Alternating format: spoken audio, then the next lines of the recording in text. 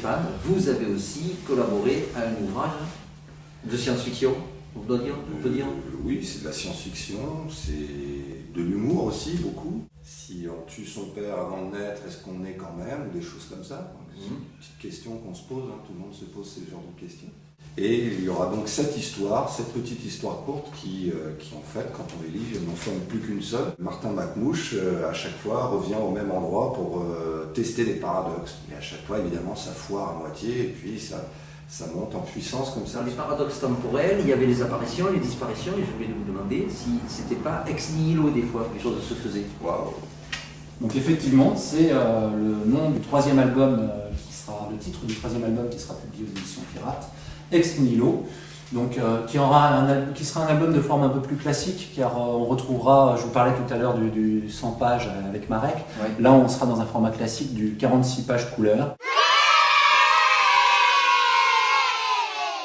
Et Pascal, lui, il est plutôt dans le détachement, si j'ai cru comprendre. Voilà, en fait, comme j'ai expliqué tout à l'heure, moi je viens du monde de la peinture, mais je connais aussi la bande dessinée, puisque je l'ai pratiqué pendant quelques années, pendant ma jeunesse, on va dire. Et ce qui m'intéressait dans cet album, c'est de faire un lien entre la peinture, le dessin, une narration aussi, puisque j'écris l'histoire, je la dessine.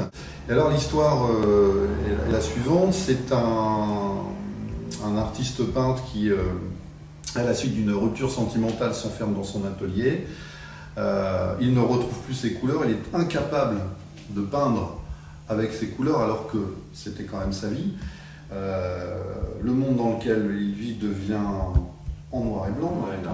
Voilà. Et donc c'est une course pour retrouver ses couleurs. Il va faire une découverte étrange, c'est qu'un modèle, une jeune femme va apparaître dans sa peinture. Mais d'où vient-elle? Comment est-ce qu'elle est arrivée là? Je peux pas. Je ne me demanderai pas si cette jeune femme apparaît en couleur ou en monochrome. Ça, il faudra le lire.